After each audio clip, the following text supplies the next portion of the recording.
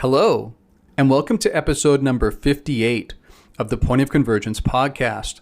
As always, I am your host, Exo-Academian. Last time on this podcast, we discussed Jacque Vallée's groundbreaking and genre-stretching book, Passport to Magonia, From Folklore to Flying Saucers, which highlights striking parallels between elements found within what's commonly referred to as the UFO phenomenon and distant tales that come to us from so-called fairy lore. That is to say, once you crack the veneer of more recent 20th and 21st century encounters with what are assumed to be spacecraft being piloted by alien beings who've supposedly traveled across the vast distances of the cosmos to get here, and the stories of our ancestors' encounters with the likes of fawns, faeries, and goblins from the annals of human history, the degree of overlap is as startling as it is, at least from Vallée's perspective, potentially revealing. Put succinctly, Vallée, and others, since he first penned this book in the late 1960s, have wondered if perhaps some kind of intelligence has been interacting with human beings throughout the entire course of our history, and either that we've just interpreted them differently because of our changing assumptions about reality, or that the very manner in which they appear to us is partly determined by cultural constructs. Incidentally, this latter possibility may even explain some of the differences noted not only across time, but also between different cultures existing contemporaneously around the world.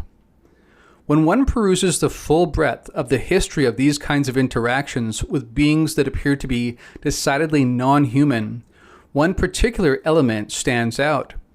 Here I speak of the degree of absurdity, elsewhere described as ridiculousness, that arises in many of these cases. And again, this is often as true of cases of what at first glance appear to be standard extraterrestrials flying spacecraft, as it does of fairies abducting human beings and then returning them only after having altered that individual's relationship with space-time in one way or another, at least temporarily. While we might ignore elements of absurdity apparent in historic cases of fairy lore because, after all, few modern people take these stories seriously to begin with. After all, they're fairy tales, a genre many take to mean made up, or not real, or fantastical. However, what is disconcerting to some who like to cling to a standard extraterrestrial hypothesis to explain modern incidences of the UFO phenomenon, here too the accounts provided reveal elements of what appears to be pure absurdity, elements of ridiculousness that surely have no place if we're speaking of sophisticated, technologically superior entities traveling from exoplanets to survey our blue pearl of a planet. Why the absurdity, and why so often? What are we to make of this? Is this merely attributable to errors in translation, or something equally banal? Or is this seeming ridiculousness pointing to something more central, something serving perhaps as a signpost pointing towards the murky origin of these various non-human others, or at least some of them? These are the very matters we'll seek to explore in this, the 58th episode of the Point of Convergence podcast.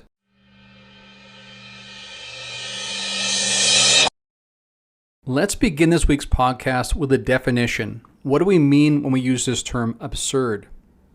Absurdity is the quality or state of being ridiculous or wildly unreasonable. Something absurd is really silly, absolutely ridiculous, or total nonsense, in other words. An example I found was, quote, thinking you can wear flip-flops and a bikini to the North Pole is an absurd idea. If you run into someone dressed in an absurd outfit or watch a movie full of absurd jokes, you'll probably have a good laugh. In other words, it means utterly or obviously senseless, illogical, or untrue. Another way to put it is contrary to all reason or common sense, laughably foolish or false. So it's the extreme nature of the falseness or the foolishness here that reveals something as absurd. But another key I want to point out is that absurdity is always context dependent. Something can only be regarded as absurd in comparison with a norm. That is how it's defined, in other words, which is always a social construct. In other words, what's considered absurd in one culture might not necessarily be the same in another culture. Now, because people are entering this conversation with different points of familiarity with the data behind the UFO phenomenon, perhaps some people are not familiar with the absurd nature of some of the data. So we should go over some of that. Now, while we as a culture, as a society, mostly because of our cultural expectations, assume these others buzzing in and around our skies are space aliens, some of the details of people's encounters with them stretch this explanation. Or at the very least, the interactions defy our conventional expectations of what space aliens would look like and do, how they would conduct their affairs, and what they'd be interested in. All of these matters are stretched when you actually read about people's encounters with these supposed space aliens. They don't do what we expect them to do. They often don't look like what we expect them to look like. Now again, our assumptions could be wrong. Our expectations, again, are culturally dependent, so those could be off. Nevertheless, what we find seems absurd, and we'll discuss more why that's the case. We should also point out that even the crafts themselves, sometimes, when examined closely, don't often resemble what we assume to be advanced technological devices. Is it possible that this is because they're simply so advanced that they defy even our imagination of what such vehicles would look like? Perhaps, but this begs the question, why do they engage in other activities that seem so counter to our expectations of what an advanced alien species would do? Here we think of the bizarre and often unnecessarily invasive and painful medical procedures conducted, and various elements of their supposed hybridization programs. What is that about? Why would space aliens want our DNA to begin with? And even if they did, by some stretch of the imagination, why can't they just raid a sperm bank covertly? Why the need for the bizarre, near ritualistic practices, which again look quite similar to ritualistic practices from distant human lore, as Vallée has pointed out in a couple of his different books? So far we've touched on the way they look, their appearance, and how that seems to fly in the face of what we might expect from a space alien. For instance, why do they look so humanoid and sometimes quite human? And if not human, they look reptilian or something like a being that might have evolved on the Earth. If they're coming from a distant planet with supposedly a completely different ecosystem, different environmental conditions, why would the evolutionary process produce a being so much like one that might have arisen on the Earth? That's the first thing. The second thing is the way the craft look. Often they don't look like the kind of vehicles that have traveled across the cosmos, at least what we would expect. Now again, we could be wrong about that, our expectations could be off, but nevertheless, it's one more data point that is surprising. Now another data point that some people consider absurd is the origin that these others sometimes give when people ask them where they came from.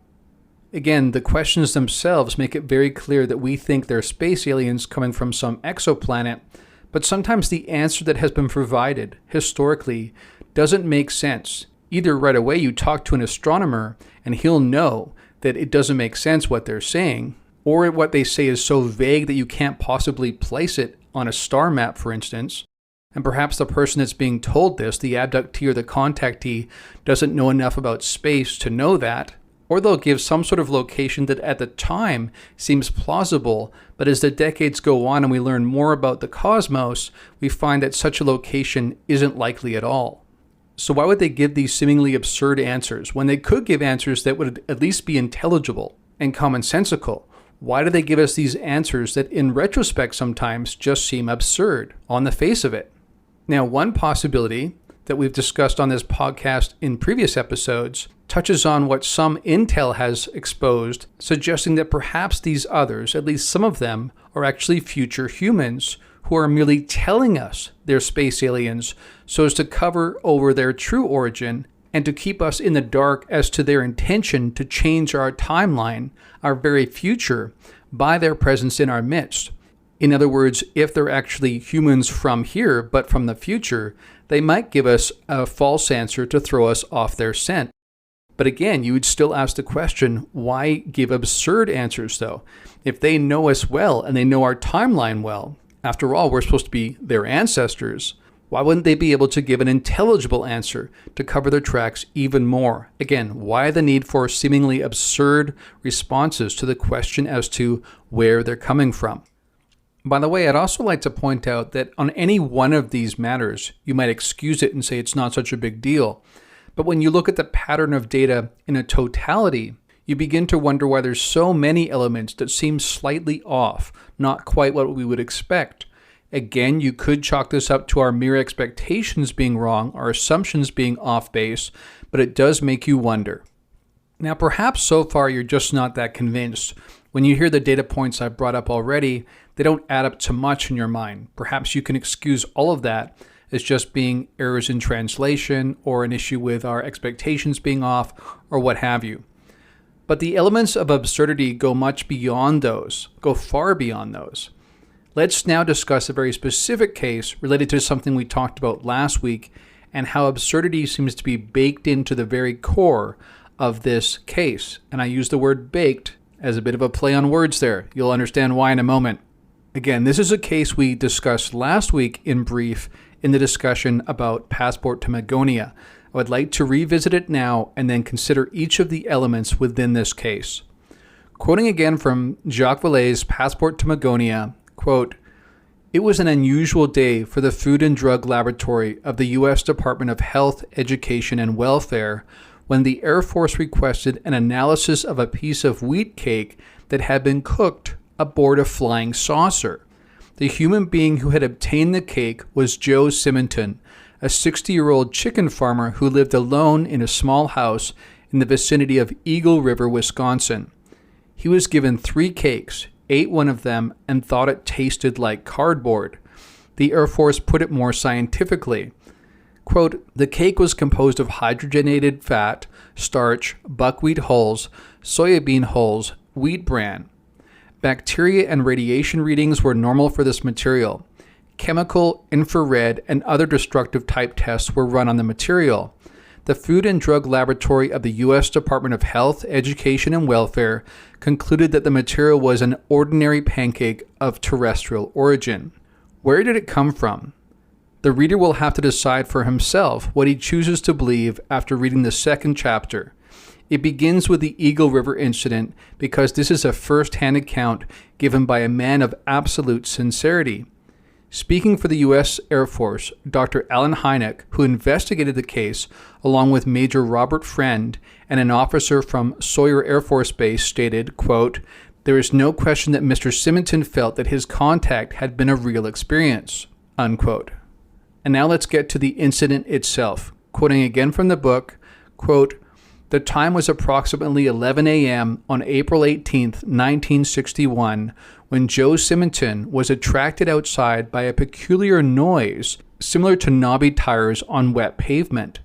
Stepping into his yard, he faced a silvery, saucer-shaped object brighter than chrome, which appeared to be hovering close to the ground without actually touching it. The object was about 12 feet high and 30 feet in diameter. A hatch opened about 5 feet from the ground, and Simonton saw 3 men inside the machine. One of them was dressed in a black 2-piece suit. The occupants were about 5 feet in height. Smooth-shaven, they appeared to resemble Italians. They had dark hair and skin and wore outfits with turtleneck tops and knit helmets. One of the men held up a jug apparently made of the same material as the saucer. His motions to Joe Simonton seemed to indicate that he needed water. Simonton took the jug, went inside the house, and filled it. As he returned, he saw that one of the men inside the saucer was frying food on a flameless grill of some sort.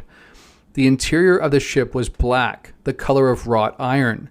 Simonton, who could see several instrument panels, heard a slow whining sound, similar to the hum of a generator.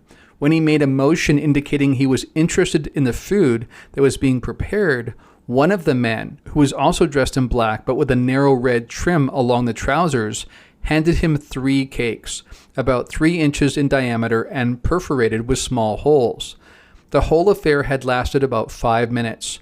Finally, the man closest to the witness attached a kind of belt to a hook in his clothing and closed the hatch in such a way that Simonton could scarcely detect its outline. Then the object rose about 20 feet from the ground before taking off straight south, causing a blast of air that bowed some nearby pine trees. Along the edge of the saucer, the witness recalls, were exhaust pipes 6 or 7 inches in diameter. The hatch was about 6 feet high and 30 inches wide, and although the object has always been described as a saucer, its shape was that of 2 inverted bowls, unquote. Now, in a moment, we'll get to what the Air Force concluded about this case and what psychologists in nearby Dayton, Ohio, also signed off on in terms of the explanation of what actually happened.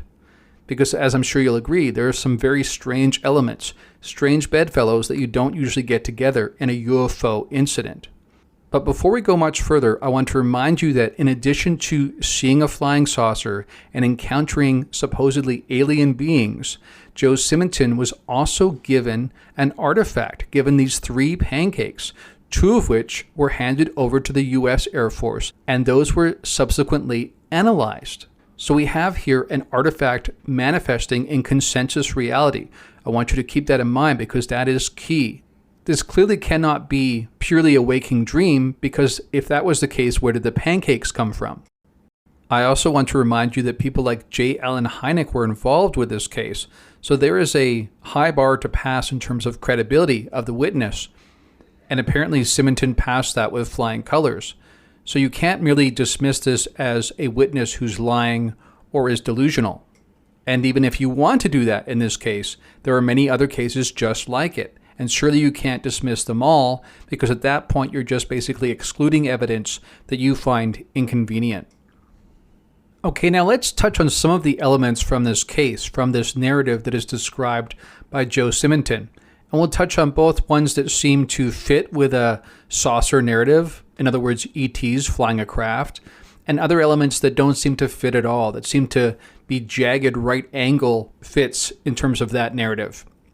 First of all, he's drawn outside by a sound. That's not uncommon. That's quite common for these kinds of cases, and one would expect that that might happen. Nothing strange there. Now, next, we hear that stepping into his yard, he faced a silvery saucer-shaped object brighter than chrome, which appeared to be hovering close to the ground without actually touching it.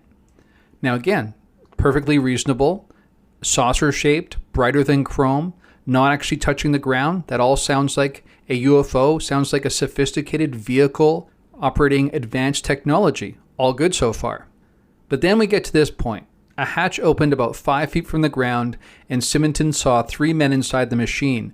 About 5 feet in height, smooth-shaven, they appeared to, quote, resemble Italians, unquote. Now again, if these are space aliens, why are they looking anything like humans, let alone humans that are so specific that we can even attach a certain ethnicity to them? Very strange.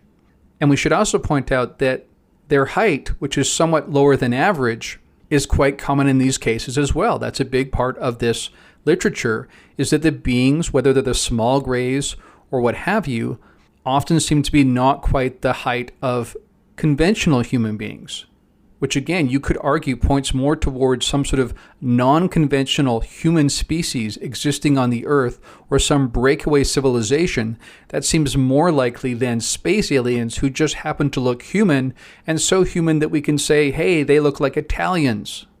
All right, next element. One of the men held up a jug apparently made of the same material as a saucer. Okay, that's reasonable, could be the same material. But then he motions to Joe Simonton, seeming to indicate that he needed water. Really? So they're out flying their spacecraft and they run out of water, which they keep in a jug, so much so that they have to stop and ask for some? Even stranger, this is quite common. There are cases like this going back into the 19th century even, when the so-called airships would land and beings that looked like human beings would ask for various materials, including things like water or some kind of food. Again, not what you'd expect a space alien to do. You come all the way from Alpha Centauri, but you forget to bring enough water. Or perhaps you're on a shuttle, taking a day trip from the mothership that's orbiting the Earth, in stealth perhaps. For the sake of argument, let's say that's what's happening. Really, you don't bring enough water to last a whole voyage? Again, seems like a stretch if it's the alien UFO narrative we're going with. Next, we hear that Simonton took the jug, went inside the house, and filled it. As he returned, he saw that one of the men inside the saucer was, quote, frying food on a flameless grill of some sort, unquote. So again, really? You're in a spacecraft and you're using a flameless grill? Again, I guess it's possible that you're frying food that way. I would think they would at least have microwaves or something, but no, they're frying food. Okay, we'll accept that. Moving on. Simonton, who could see several instrument panels, heard a slow whining sound similar to the hum of a generator. Again, sounds reasonable. They have to power it somehow. He saw instrument panels. We'd expect that with UFOs, right? If they're space alien craft. And presumably you would hear some sort of engine, even if it's an anti-grav engine. Then finally we hear the whole affair had lasted about 5 minutes. Finally, the man closest to the witness attached a kind of belt to a hook in his clothing and closed the hatch. That sounds like a strange way to do that from a technological point of view, but okay. But then we hear that he closed the hatch in such a way that Simonton could scarcely detect its outline. Now that does sound high-tech, that the seamless nature of the ports and whatnot, we hear about that there's no rivets, no bolts, nothing like that it seems to be a seamless exterior texture. That fits with that narrative right there. Then we hear the object rose about 20 feet from the ground before taking off straight south, causing a blast of air that bowed some nearby pine trees. So once again there we have a case of manifest reality being impacted by this craft when the pine trees bend over, according to Simonton's account. So looking back at the elements we just discussed, there are some that fit your typical ET flying a spacecraft kind of narrative, and other elements that stick out like sore thumbs that don't make any sense whatsoever, that if you're honest with yourself, you have to say that's the furthest thing from what you expected from space aliens. What are we to make of that? That's exactly the kind of absurdity that Vallée and others are pointing to. And of course, Vallée goes further than that, and we touched on this last week, discussing these same kinds of elements showing up in fairy lore, even to the point where they would show up and ask for things like water, because that's supposedly what they drink, only water. And they handed him cakes, and just like Joe Simonton, they often provide food that is saltless, by the way. And when they did the examination, the analysis of these pancakes, they had no salt, apparently. So again, Vallée draws that parallel as well.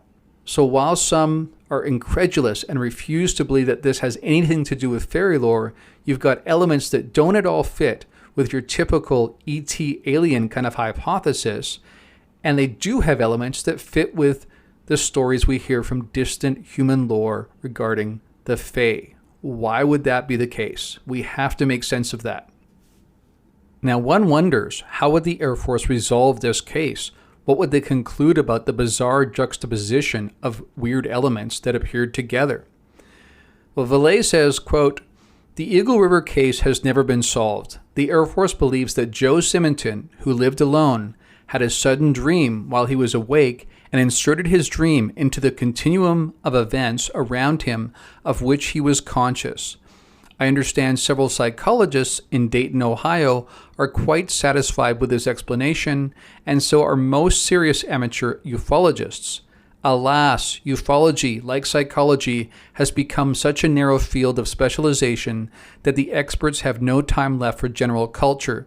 They are so busy rationalizing the dreams of other people that they themselves do not dream anymore, nor do they read fairy tales. If they did, they would perhaps take a much closer look at Joe Simonton and his pancakes.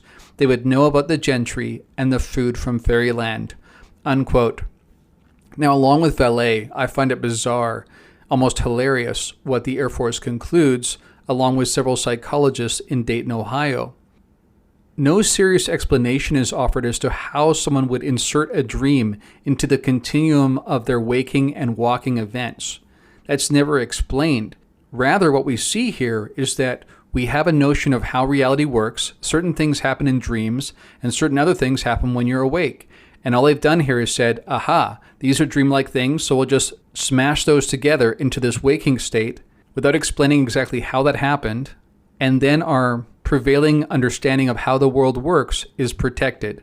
Notice both the Air Force and psychologists in Dayton, Ohio were okay with this explanation. But when you really examine it, it doesn't make any sense. It's actually not explaining anything. It's just piecing together a narrative after the fact that allows for the preservation of the current mainstream understanding of what is possible in our reality. In other words, that's a farce of an investigation. Perhaps you'll agree. Now, of course, according to how science should be conducted, when you come across outlier data that doesn't fit with your prevailing worldview, your paradigm, you should investigate all the more, because this could be a very valuable clue telling you that something about your current paradigm is incomplete. Alas, that's often not what happens. Often what happens is the inconvenient data is just explained away, dismissed, or ridiculed. That's been the history of the UFO phenomenon, of course, and that's why we've made so little progress after all these decades. Now, I would argue that Jacque Vallée himself has changed his perspective a few times, or at least shifted somewhat, in terms of how he deals with this absurdity. This is what he was known as saying at one point, quote, "There is a feeling that I get in the course of my investigations of being in the presence of a form of consciousness that is truly remarkable. That consciousness has a great sense of absurdity and also a great sense of humor. The bottom line is that I feel that I've learned something out of this whole exercise, and as long as I'm continuing to learn something, I'm going to continue to do it." Unquote. Now, more recently, of course, Vallée has talked more about these kinds of absurd events or elements as perhaps being a coded message.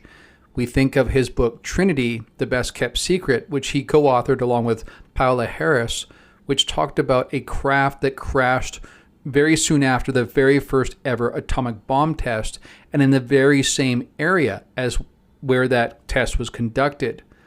Vallée and Harris and others have postulated that perhaps that crash wasn't a crash at all, and that we shouldn't look at it merely at face value, but rather see it as some kind of intelligence saying, hey, look over here, we need to bring your attention right here. And of course, what's happening right there at that time? It's the detonating of an atomic bomb as part of a test. But again, as Vallée points out in that book, it was a massive bomb. So again, in other words, the coded message there is that crashes in the desert are actually more like signal flares designed to draw our attention to the dangers of atomic weapons. We know, of course, that it didn't just happen there at the Trinity test site. It also happened in Roswell, which is also close to where atomic bombs were being tested. So again, there's different ways that Vallée and others have tried to make sense of this absurdity over time. Because absurdity doesn't have to mean meaningless, and it's important to make that distinction. Sometimes the absurdity provides a kind of meaning that you couldn't arrive at otherwise. For instance, Vallée has often talked about this as being a kind of koan move. And here we think of koans in terms of Zen Buddhism. In fact, Vallée has been quoted as saying about these situations that they, quote, often have the deep, poetic, and paradoxical quality of Eastern religious tales, unquote.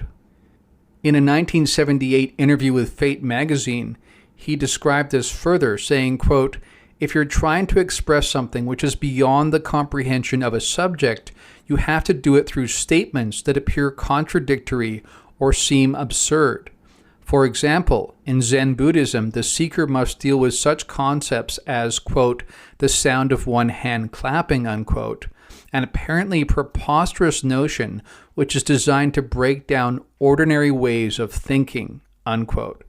So again, the point here is this is pointing towards some sort of metalogical device, that when the way we think about the world itself is the problem, perhaps absurdity would be used as a kind of koan move to break us out of that thinking, to open up intuitive ways of seeing reality differently, and perhaps more directly. So far we've covered a couple of different ways that people have tried to make sense of this absurdity, to propose meaning behind the absurdity, via coded messages and things like koan moves. Another possibility that arises is higher dimensional space disparities.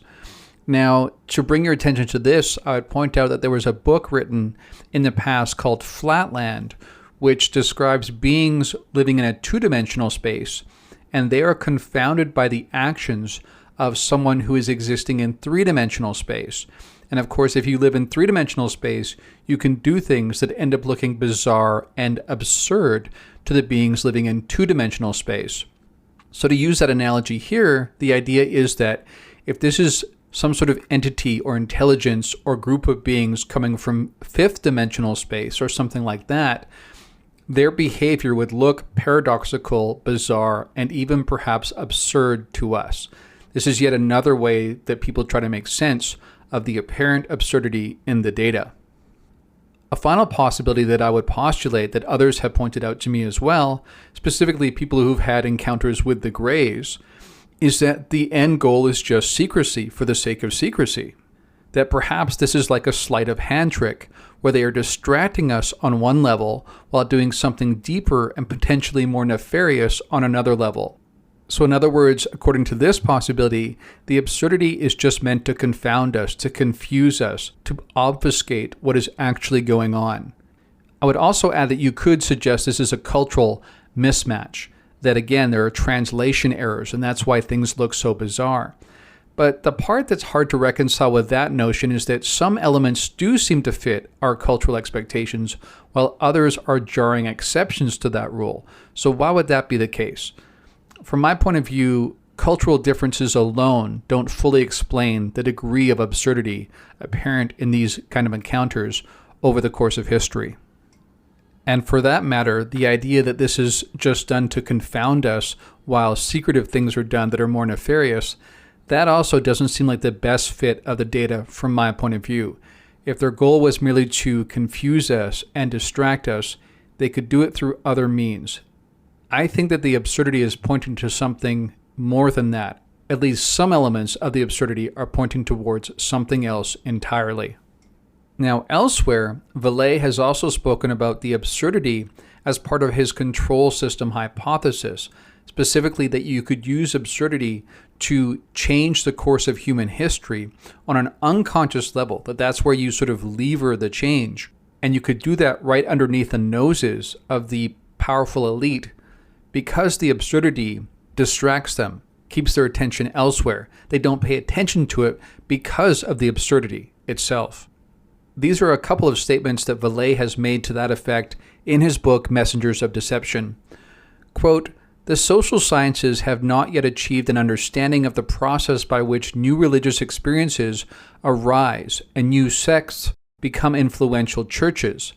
Also, revolutionary cultural changes often appear at first, as the UFO sects do today, to be irrational, absurd, and contemptible." Unquote. He also said, quote, "The new belief is completely lacking in logic. That is the key to its power. It serves to keep scientists away. The more absurd the statement, the stronger its effect. When the establishment is rational, the irrationality is dynamite." Unquote. And again, that points to what I was just talking about, that you can keep the establishment, the powers that be, distracted because they won't pay attention when absurdity is in the mix. But the populace can be greatly affected.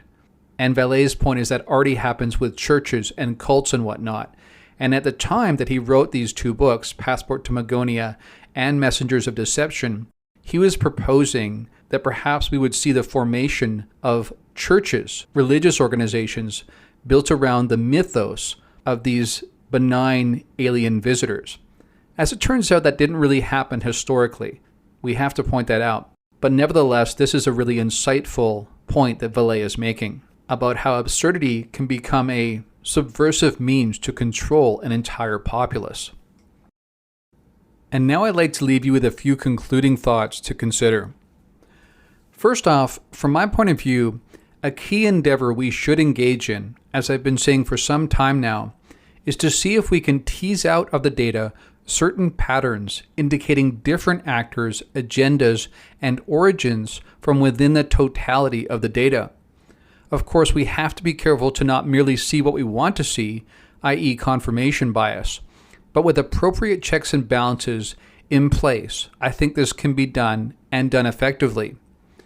We should also remember that while you can't recreate the UFO phenomenon under lab conditions, generally speaking, you can test a hypothesis by seeing how historic cases fit, similar to what we do with evolution and the fossil record. Ultimately, we should favor hypotheses that fit the data as closely as possible. As we often find with the UFO phenomenon, the elements of absurdity need to be parsed out as much as possible because I believe they can perhaps best be attributed to different origins. Of course, this is tricky because so much of this process comes down to our own subjective impressions regarding what is and isn't absurd or unreasonable to begin with.